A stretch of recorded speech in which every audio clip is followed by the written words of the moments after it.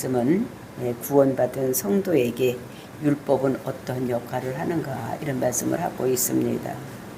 우리가 어제는 우리가 구원받은 성도가 우리가 어떻게 해야 되는 것을 비유로 들어서 말씀을 하고 있었습니다. 그것은 혼인의 비유를 들어서 그 남편 있는 여인이 남편 살아있는 때에는 그 남편에게 매인받지만 그 남편이 죽은 다음에는 자유로워짐으로 인해서 다른 남자에게 가는 것이 간음이 아니다. 이런 말씀을 했습니다. 이는 죽음을 전제로 해서 법적인 그 구속력을 잃었기 때문에 우리는 그 남편이 살아있을 동안에는 우리가 그 다른 남자에게로 가는 것이 간음이다라는 것을 우리에게 말씀하고 있었습니다. 그것은 이제 율법을 남편이라고 생각을 하는 이런 것들을 우리에게 말씀하시는데 왜 남편이 왜 그 율법이 우리의 남편이 되었느냐? 그것은 우리가 출애굽기에서 하나님께서 이스라엘 백성들에게 명령을 하신 것입니다. 너희들은 세계가 다 내게 속겠지만은 내가 너희들을 애굽에서 여기까지 올려낸 것은 너희들을 제사장 나라 삼기 위해서다. 근데 내가 거룩하니까 너희도 거룩해야지 된다. 이러면서 율법을 주실 것을 다 믿어라. 믿겠냐? 이렇게 했으니 이스라엘 백성들이 다 그렇게 하겠다고. 그래서 너희는 내 자녀가 되고 나는 너희의 아버지가 되겠다. 이렇게 하면서 세길약, 즉 아이네로 삼는 이런 것들을 그 시내산에서 있었던 것을 우리가 봅니다.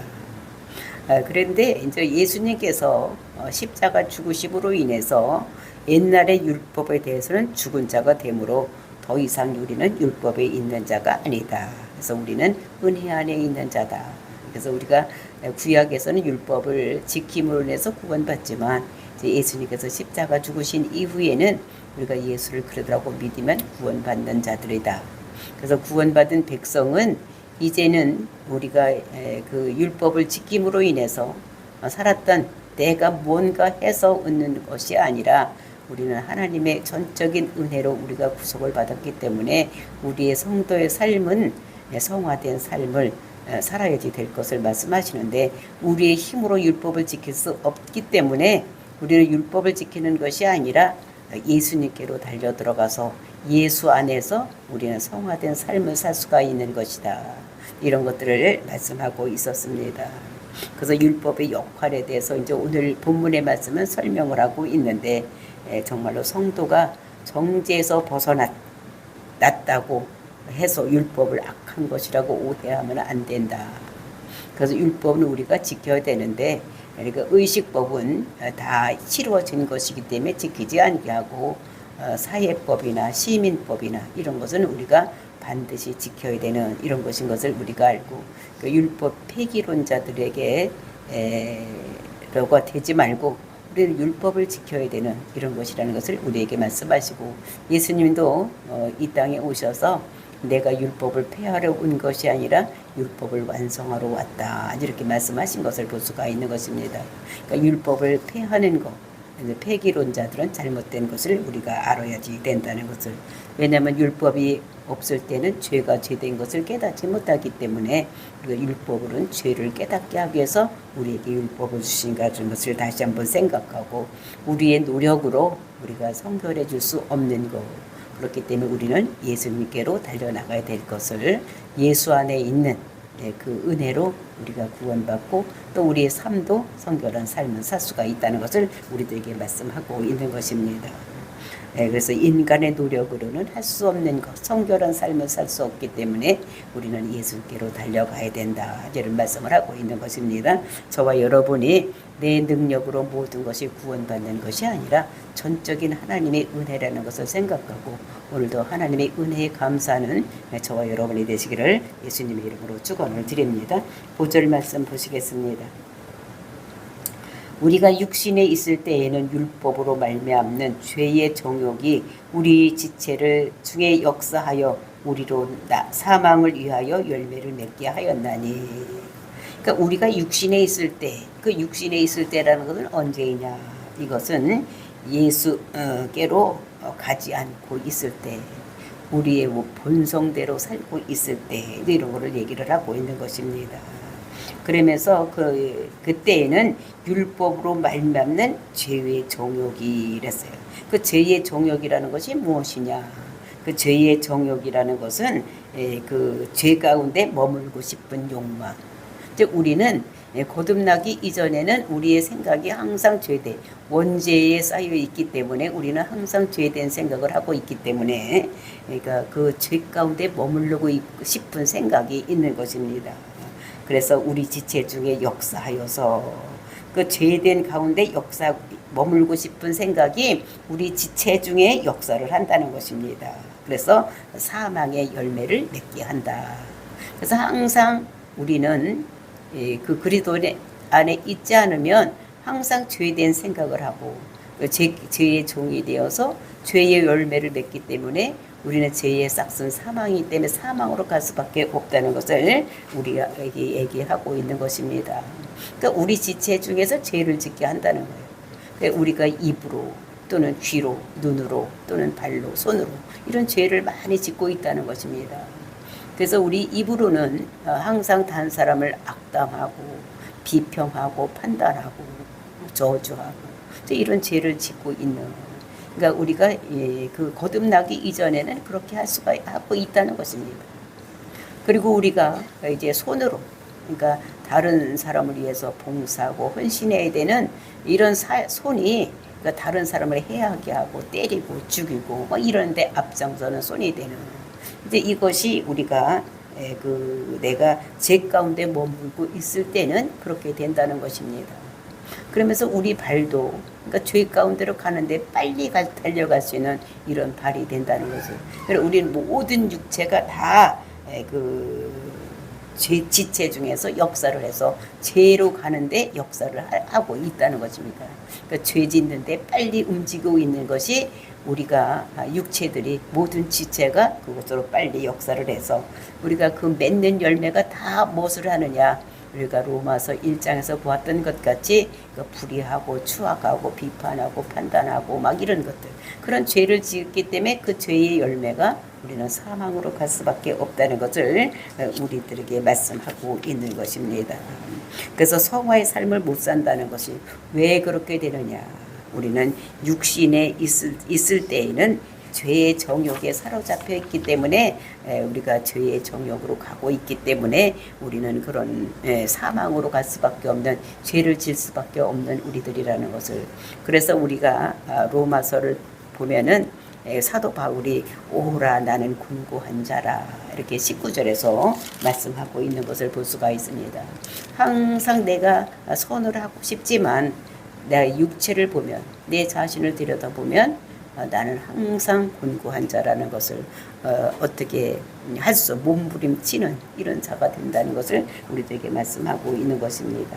사도 바울이 그럴지인데 우리도 마찬가지, 우리는 더욱더 곤고한 이런 삶을 살 수밖에 없는 것이라는 것을 여기서 말씀하고 있는 것입니다. 그러면서 6절 말씀에서 이제는 우리가 얽매였던 것에 대해서 죽었으므로, 그 얽매였던 것이 뭐냐면 율법입니다. 그러니까 율법에 대해서 죽었다는 것은 반응하지 않는다는 거예요. 그래서 이제 얽매였던 율법에서 그러니까 벗어났다는 것입니다. 그래서 우리는 이제 율법에서 벗어났으니까 어떻게 해야 되느냐? 우리가 영의 새로운 것으로 섬길 것이요.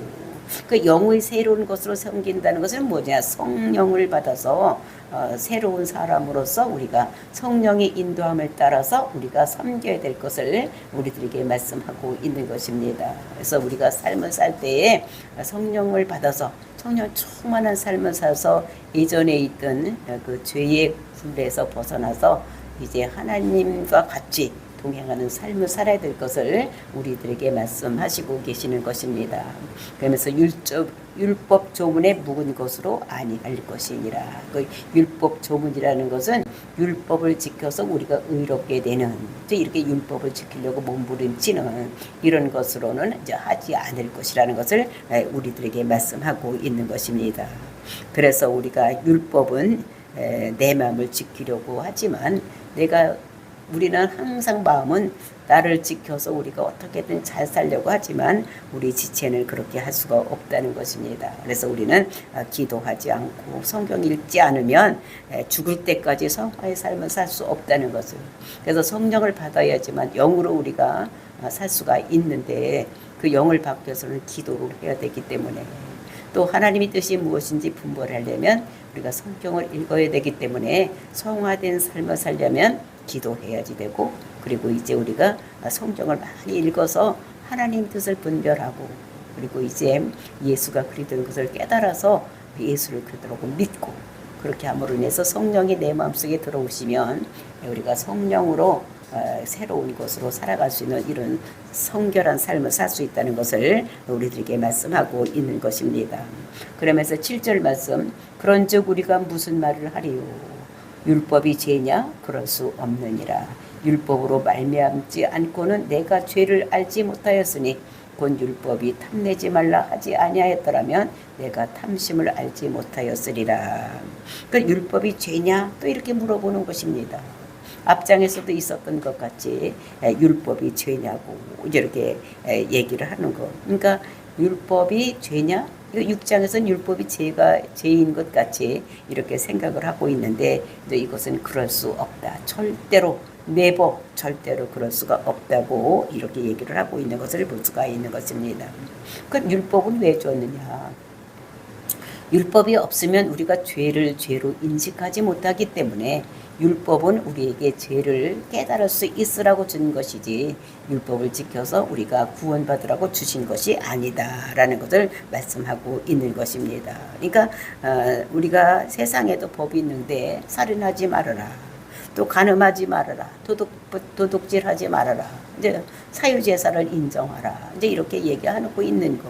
이것이 없으면 그것이 죄인지를 깨닫지 못하는 것입니다. 그래서 탐내지 말아라. 이렇게 탐심을 알지 못할 때는 우리가 그것이 죄가 되는지를 모르는 거예요. 이웃 것을 탐하고 탐심이 있으니까 도둑질해오고 이렇게 되는데 이제 그것이 법으로 없을 때는 그것이 죄가 되는 것이 모르기 때문에 율법은 죄를 깨닫게 하기 위해서 이렇게 준 것이라는 것을 말씀하고 있는 것입니다. 그래서 내 이웃의 소유를 탐내지 말라 이렇게 얘기를 하는데 우리가 이웃집에 있는 것을 이렇게 쳐다보면서 그것을 욕심이 부리고 남의 아내나 남의 남편을 탐심으로 바라보는 것 이제 그것을 우리가 바라보는 것도 이렇게 속에서 이제 우리는 다른 사람이 그렇게 하고 있는지 어쩌는지를 알지 못하는 거예요. 그런데 하나님께서는 우리 마음까지 다 헤아림 바 되신 그런 하나님이기 때문에 그것이 죄가 된다는 것을 그러니까 이것이 하나님만이 탐심이 죄라고 우리에게 말씀하시고 있는 것을 볼 수가 있는 것입니다. 그러니까 마음으로 이렇게 보면서도 우리는 다른 사람의 마음을 몰라. 그렇지만 하나님께서는 다 알기 때문에 하나님께서는 그 마음으로 묻고 있는 이런 생각까지도 모든 것이 다 죄라고 이렇게 말씀하고 있는 것을 볼 수가 있는 것입니다. 그 욕심이 많은 자들, 이런 사람들은 이제 마귀가 웃고 있다는 거예요. 아, 저 사람에게는 돈에 대한 욕심이 많구나. 저 사람은 욕심에 대한 탐심이 있구나. 저 사람은 정욕에 대한 탐심이 있구나. 이런 거 생각을 하면서 그 사람이 그것을 바라보고 있을 때 마귀는 웃고 있다는 것입니다. 왜냐하면 넘어뜨리기 쉬우니까 그것을 미끼로 던지면 그것을 미끼를 물어서 넘어지게 할 수가 있기 때문에 그 탐심을 그렇게 던지면 물게 되는 이런 것이라는 것을 나타내고 있는 것입니다. 그래서 이 율법이 날바 보이느냐? 이것은 내가 나쁘니까 그렇게 되는 것이지 그 율법이 나빠서 그렇게 되는 것이 아니다라는 것을 우리들에게 말씀하시는 것을 볼 수가 있는 것입니다. 그러면 뭐가 죄가 되느냐? 그것이 8절 말씀입니다. 8절 그러나 죄가 기회를 타서 계명으로 말미암아 내 속에서 온갖 탐심을 이루었나니 이는 율법이 없으면 죄가 죽은 것임이니라. 이제 죄가 기회를 타는 거예요. 그러니까 활동할 수 있는 그런 분위기를 만들어 주는 것인 거. 그러니까 활동할 수 있는 이제 이런 것들이 발동력이 되어서 나타나고 있다는 것입니다. 그러니까 죄의 출발점이 율법을 통해서 들어오고 있다는 것을 얘기를 하고 있는 것입니다. 그래서 우리가 예로 들어서 도둑질하지 말아라. 근데 이렇게 얘기를 하면 안 해야지 이렇게 결심을 하는데 우리가 사람들은 어떻습니까? 하지 말라는 거 더 하고 싶은 거. 또 하라는 것은 더 하기 싫은 거. 이게 사람의 마음인 것을 그래서 여기서 사단이 활동하는 근거가 된다는 것을 얘기를 하고 있는 것입니다. 그 율법을 근거로 해서 끌고 간다는 것입니다. 그러니까 그 창세기 보면 아담과 하와에게 선악과를 따먹지 말아라 이랬을 때 어떻게 됩니까? 그 따먹지 말라는 율법을 주었을 때에 그 사단이 그것을 보고 비웃는 거예요. 그러면서 사단이 그 아담과 하와에게 달아가서 내게 선악과를 먹지 말라고 했느냐? 그냥 따먹어라 이러니까 따먹지 말라고 했다. 그러니까 네가 지혜가 있어서 하나님과 같이 될 것 같아서 그렇게 한 것이다. 그러니까 하나님과 같이 되고 싶은 욕심이 있어서 그 선악과를 따먹는 이런 것이 생겼다는 것을 얘기를 하고 있는 것입니다. 그러니까 누구든지 다 성결하고 살고 싶은 거예요. 지키고 살고 싶고 이런 거예요. 뭐 목사도 마찬가지고 장로님도 마찬가지고 권사들도 마찬가지인 거예요.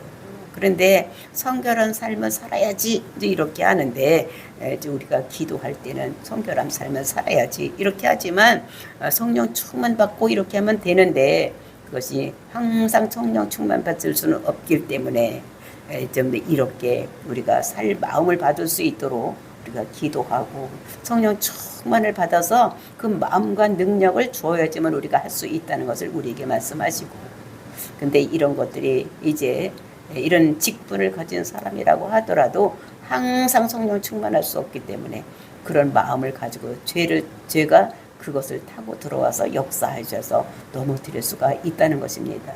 그래서 우리가 신문지상에서 보더라도 많은 목사들이 많은 교육자들이 넘어지는 성적으로 유혹당하고 그 다음에 권력에 유혹당해서 넘어지는 사람들이 많이 있는 거 이것이 무엇이냐 마귀가 그 사람의 탐심 그 사람이 가지고 있는 그 욕심을 따라서 역사하기 때문에 넘어뜨릴 수가 있다는 것을 우리들에게 말씀하고 있는 것입니다.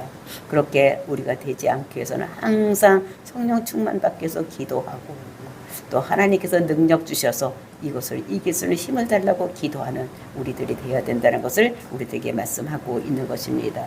그러면서 9절 말씀입니다.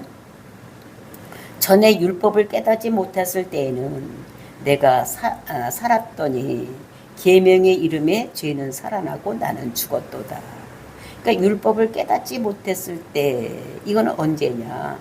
그러니까 죄의 그 출발점이 율법이라고 했습니다. 그러니까 율법을 몰랐을 때는 내가 살았다는 것입니다.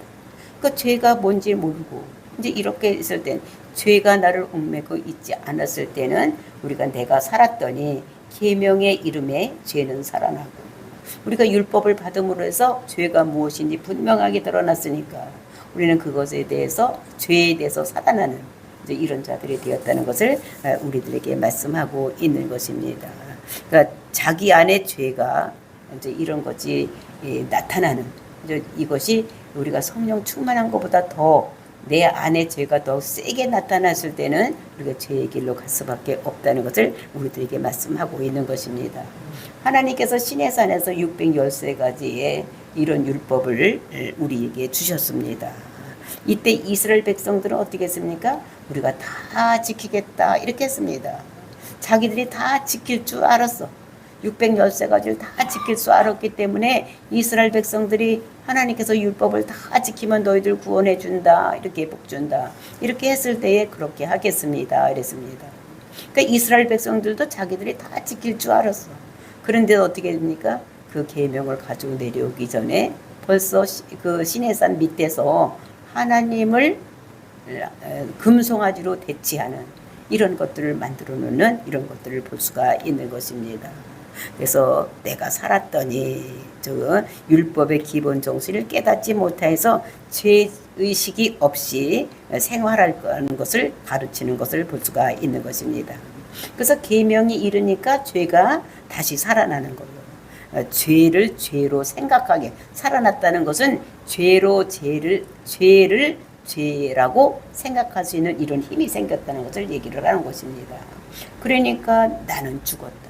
죄가 정죄가 됐기 때문에 우리는 죽음으로 갈 수밖에 없는 이런 것들을 말씀하고 있는 것입니다. 그러니까 24절에서 사도 바울이 나는 곤고한 자다.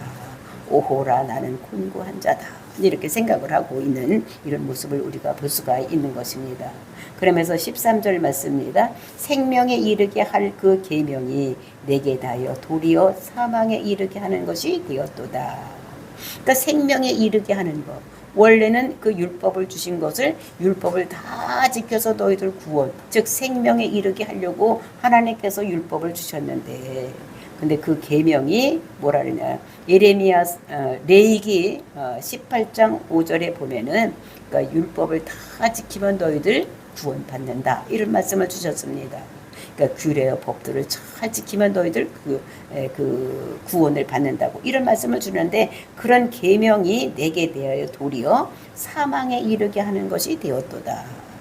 그러니까 다 지키면 구원받는 그 계명이 그거를 못 지게 됨으로 인해서 우리가 사망에 이르는 이런 것이 되었다는 것을 우리들에게 말씀하고 있는 것입니다. 그러면서 11절 말씀입니다. 죄가 기회를 타서 계명으로 말미암아 나를 속이고 그것으로 나를 죽였는지라. 이건 8절과 같은 똑같은 말씀을 다시 한번 반복해서 하는 이런 모습을 볼 수가 있는데, 이제 죄의 권세를 강조를 하고 있는 것을 볼 수가 있습니다. 그러니까 죄의 속성, 그러니까 11절에는 죄의 속성을 얘기를 하는 것이고 8절에서는 죄의 권세를 강조하고 있는 이런 것을 볼 수가 있는 것입니다. 이제 이것들은 다 어떻게 하느냐, 속인다는 거예요. 즉 미혹한다는 것입니다. 사람의 미끼를 던져서 그렇게 할 수 있도록 끌려갈 수밖에 없도록 속이고 즉 미끼를 던지는, 미혹하는 이런 것이 얘기를 하고 있는 것입니다. 우리가 창세기에서 그 아담과 하와에게 뱀이 다가와서 얘기를 하는 것입니다. 선악과지를 먹지 말아라. 그러니까 먹는 날에는 정령 죽으리라. 이제 이렇게 하나님의 말씀을 주셨어요. 그게 법입니다.